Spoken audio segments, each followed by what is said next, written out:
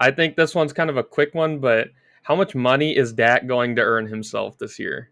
What kind of season is Dak Prescott going to have? Because this just regardless of what people feel about him, he puts up numbers, and if you don't think he wins in the playoffs or whatever, that's a different story. But NFL teams want to win in the regular season. Like, you think about a team like the Raiders or the Saints or the Giants this year, they would all kill to have Dak Prescott on their team. And the Cowboys don't really have any leverage. They can't trade him. They can't franchise tag him. And I mean, the last time we had a franchise quarterback just drop onto the market was Kirk Cousins, and he got a, fully guaranteed 3-year deal.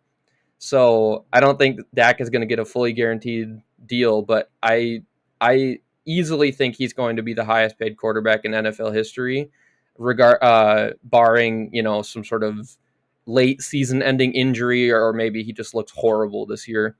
But I think Dak is he has a ton of leverage on the free agency market, and he is going to make himself a lot of money this year because someone will pay him, $60+ million for 4 seasons. Whether, that's going to win them a Super Bowl or not is to be determined. But there are a ton of teams. I shouldn't say a ton. There are teams that will absolutely load up the Brinks trucks for him. Yeah. And you mean $60 million a year. Like they'll give him a massive, $300 million contract. I mean, dude, the Browns should. Right? Unfortunately, they did that already and it failed. They said with the wrong quarterback from Texas, ironically too. He doesn't have a contract, Dak Prescott. There is a lot of consternation there. I think he's really unhappy. He feels really unwanted. Yeah. I don't know that do you want to be the Cowboys quarterback next year if you're Dak Prescott? Like, they're not.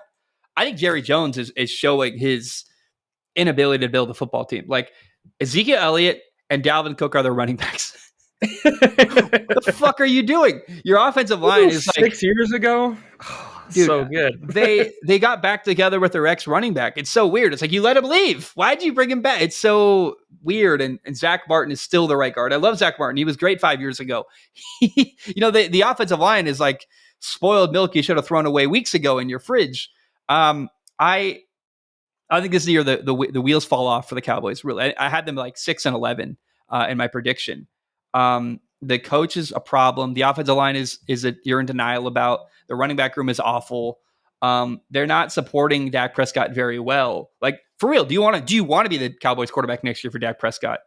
Wouldn't you rather go somewhere like, dude, what if Dak was a Vikings quarterback this year? They would be so happy. He would be awesome. Like, I don't know. I've been really critical of Dak. I think you've heard me be critical of Dak for a long time, but I want to be very clear. I love Dak Prescott as a person. He went through tremendous tragedy in his personal life. He's an awesome dude. He gives a lot to the community. And man, if he was available, the Giants, you're right, would pay him in a heartbeat. The Raiders would take him. I think I really want to see Dak Prescott hit the open market. I would be so happy to see Dak Prescott as the Raiders quarterback next year or the Giants quarterback next year. I don't know that Jerry Jones' ego is going to allow that to happen. Like, I just don't. He's so sentimental. Like, he's got Ezekiel Elliott back on the roster, right? That says everything you need to know. He can't let people go. He just really hangs on to the things. And it's such a weird environment, the Dallas Cowboys. In fact, weird aside, you ever watch the Dallas Cowboys cheerleader show on Netflix? I had not watched it, but I had thought about it, but I ended up watching stuff, other ones first, like receiver and quarterback. But I remember you talking about it a little bit. Dude, for real, I know you watch, what's that show, Love is Blind, with your girlfriend? Yeah. What's funny, dude, as much as I talk to you, I talk, like, once every couple weeks, me and your girlfriend, DM each other on Instagram, and she sends me pictures of you and all this hilarious stuff. And I can't believe what you guys are watching on Netflix. I love it. Like, dude, I think we're like, it's so fun, like what we built, like the friendship, and how I think someday, like, I'd love to go on a double date, me, Molly, you, and your girl would be so fun. I don't know if I can say that publicly. I can't believe I looked in the fantasy football chat last night, and it's a picture of me that Zach posted because my girlfriend sent it to you, and I don't even know when this was taken because I was so locked into my phone. Just to quick aside, we had our fantasy football draft last night, and I'm at the Minnesota State Fair, which, if anyone knows, it's like either the first or second largest in the country, depending on how you want to measure how big a state fair is. And I'm like in the international street market. It's super tight. I'm trying to decide who my first round draft pick is going to be. I have 60 seconds to decide. I'm trying to avoid people. I'm trying not to lose sight of my girlfriend because she's walking around shopping. And so all of a sudden I see a picture of myself. She just took it of me. It says like he's locked in on the draft or something. We ended up getting in like a sky ride and I went in the air. And I'm just on my phone deciding, do I want to take like I don't even know who it was at this point. Like, I mean, I'm taking like my tight end 2 or something. So it was a little bit ridiculous, but I don't even know how we got here. But couple things briefly. Number one, that title "girlfriend's" got to change at some point, my dude. Like, I don't know what you're doing. You're dragging your feet, man. You got to get on it. She's great. Keep her around. I'm not even gonna say how many years I've been dating her. It's a little embarrassing. Well, you're young though. I mean, like, let's be fair. You met early, and you're not out of college though. Now we're getting to the point where it's like, dude, not mean to put. I mean, a gentle, friendly pressure, but dog, like, come on now. Like, I want to be able to. Girlfriend feels like the wrong title. But I've been meaning to tell you this, but if you beat me to the punch, I will never hear the end of it. I will never hear the end of it. The clock is ticking, dude. You better get going, man, because I got a plan. I don't know about you. I was gonna say you and her should watch the Dallas Cowboys cheerleader show on Netflix. Even if you watch like 3 episodes and are like, like there's this moment, you'll see this, and you'll know exactly what I mean when I say it. This one girl's boyfriend will shock you.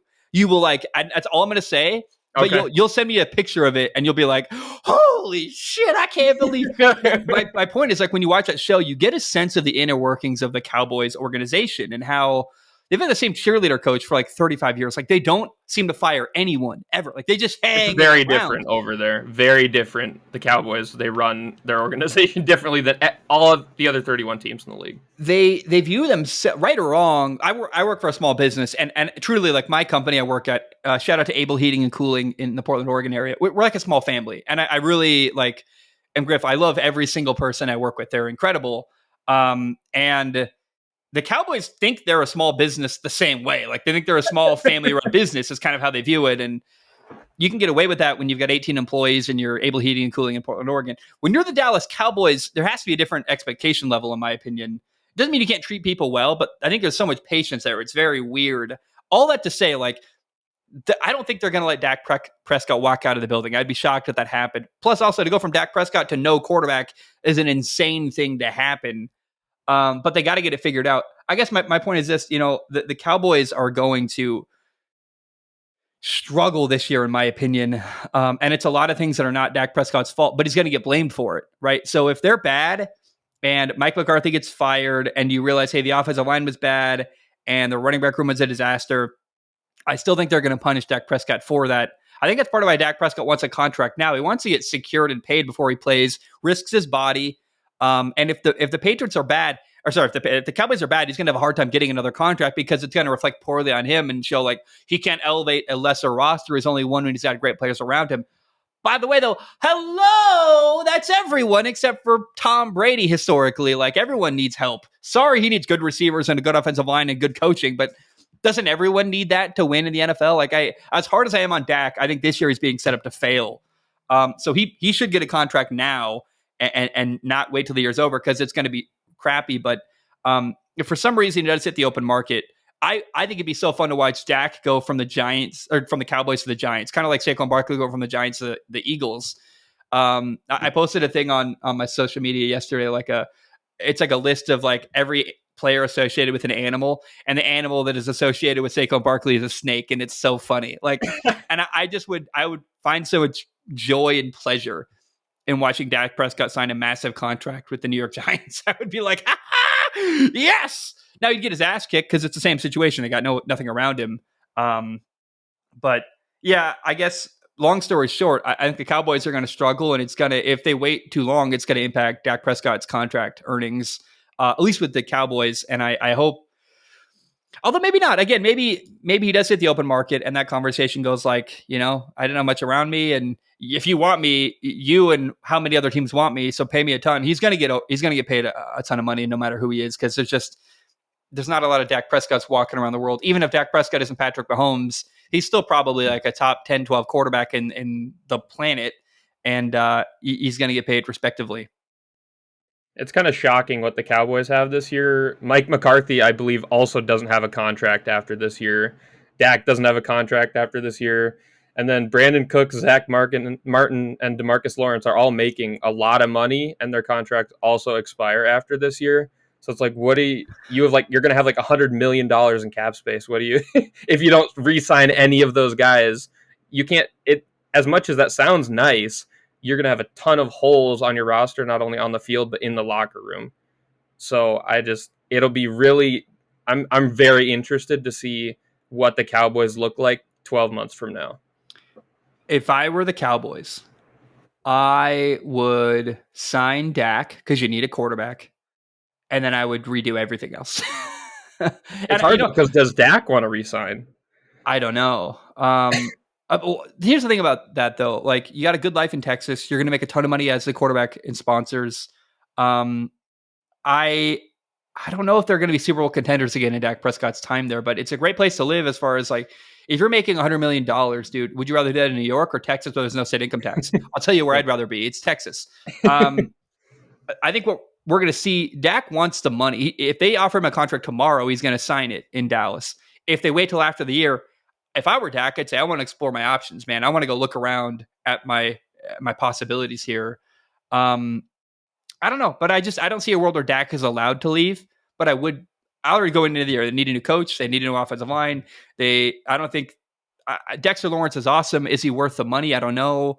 I don't know if Osaru Odigizua contract is available, but at some point their defensive tackle is going to want to get paid. I went to high school with him. He's awesome. And he's probably going to have to leave Dallas to get a massive contract the same way other people I know in the NFL. I don't want to drop names here, but like people I know in the NFL, like had to leave the team they were drafted to go get a big second contract. I think that could happen with their defensive tackle. Like, there's a lot of these conversations happening in football, and the money situation and the leadership decisions in Dallas are really interesting to me. And I just think I feel bad for Mike McCarthy actually, in that like he failed to win previously, which is a huge problem. Like losing to I think he got fired emotionally the minute he lost to the Packers in the wild card round last year. You can't recover from that with the team they had last year. Oh, yeah. And I would feel really awful. Like if you're trying to earn a new contract as a coach with what they have on the roster this year, the overpaid players, the threadbare running back room, the offensive line they have, like that's a tough ask. Like if I were a coach up on a contract, I'd want what the Vikings have, offensively, not what the Cowboys have. It's just tough. And I don't think he's going to get rehired. He might be coaching high school football next year. I don't know, man. It's ugly, or retired. But I guess long story short, to answer your question, like Dak, his contract situation is one I don't have an answer for. It's really interesting to me, but it's definitely a question worth asking. Yeah, it's more of a question for the season rather than, for you and me, because it's like, what is going to happen here? Like, is he going to have an MVP type season and get paid like $65 million by a team that's out of their mind because they have a lot of cap space and no quarterback? I'm really interested to see what happens there. No, it's one of the best questions we've probably asked on the show because there is no clear answer. And that's what it's a science experiment, truly. Like, let's see what happens. Hypothesis, response, in January, basically.